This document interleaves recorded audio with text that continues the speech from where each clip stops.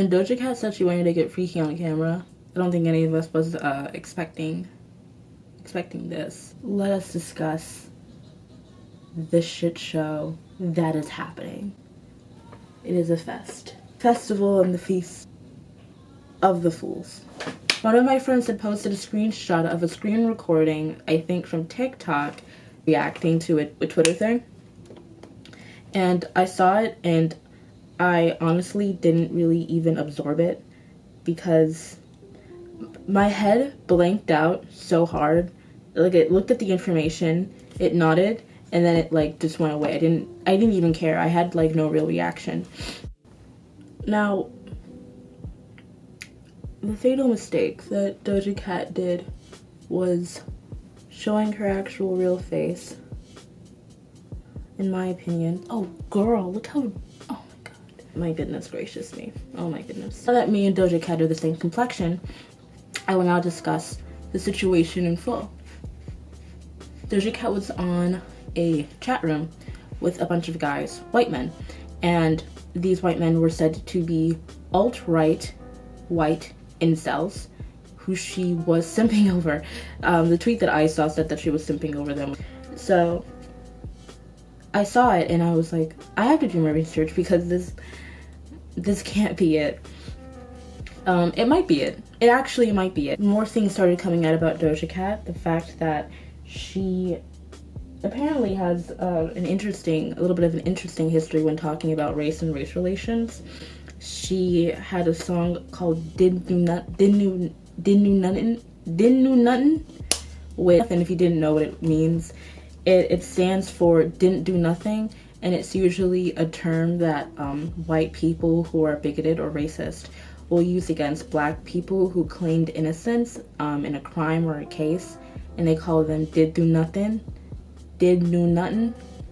Really bad at, like, that was an issue. And I can see how that's a big issue because it happened in 2015. Remember that? Remember Sanderland? Never forget it. This entire thing is really interesting to see, mostly because of, I think, the black response to it. The black response to the entire situation was really funny. And I'd like to discuss some interesting takes that I saw while perusing the internet for more information. A tweet from one surnamed Brandon K. Scott, who said, "I was just taking our word for it that this Doja Cat was black." Interesting.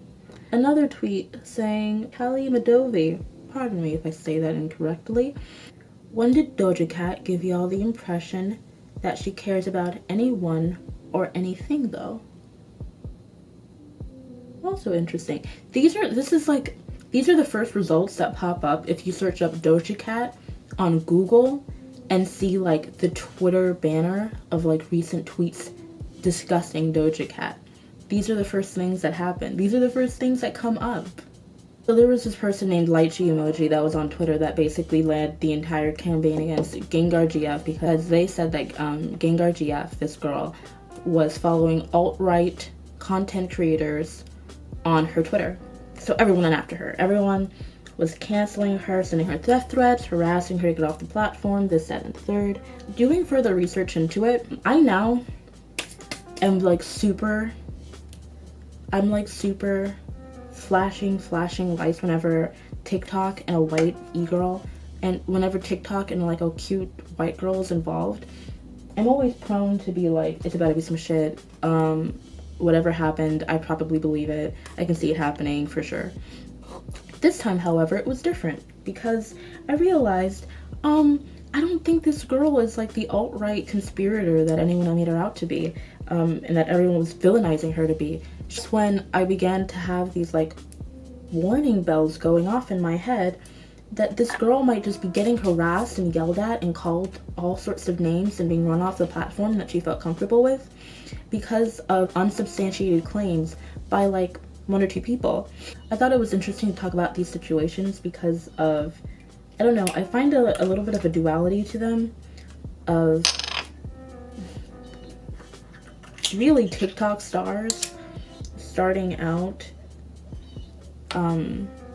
as cute and interesting e-celebs being lambasted and canceled over associations that they have with so-called white supremacists and alt-right people.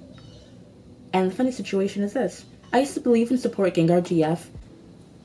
My makeup almost fell off of my lap. I support and believe in any claims that Doja Cat has to make at like a 67 or 68 right now. It is honestly and truly easier for me to believe that Doja Cat like is simping and colluding with these interesting characters, so to speak, than to believe that she's like doing something for the culture and like tricking like white men as like a side hobby for her. Can I believe that she would do something like that? Yes. It's difficult for me to believe in canceling Doja Cat so fast because I would really like to hear what she has to say for herself. Do I think that there are a lot of defenses to this? No, which is why it's such an interesting, like, sudden thing to come out. And I think the timing is really interesting as well. The novelty of finding out that someone supports alt-right people or is talking to white supremacists or has any of these interactions is beginning to wear off. Is it believable to me that Doja Cat talks to like white men who are weird and kind of crazy on her downtime? Honestly, yeah, I can see it. Do I believe it off bat? No, but I can definitely see it being a thing that she would do. Which is no shade to Doja Cat. Well, I guess it is a little bit of shade to Doja Cat. Is it? Is it strange that all this is happening now? Yes.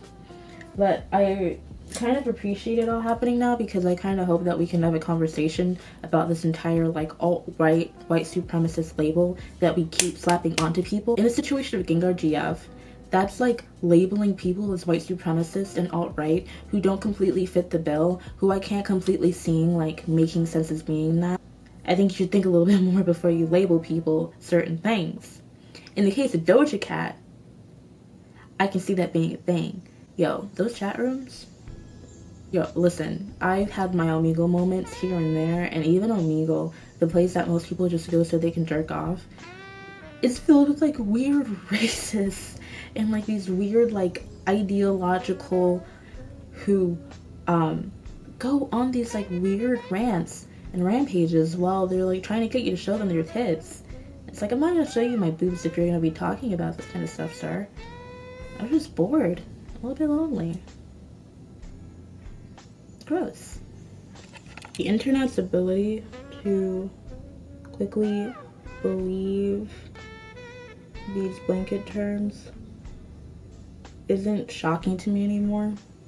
You know, I've been on the internet since I was a wee lass. I'm interested in seeing what develops in the Doja Cat situation because it's hard to like cancel someone who the internet put her on so fast that I'm surprised that none of this information really came out or came to light or was as big as it is right now.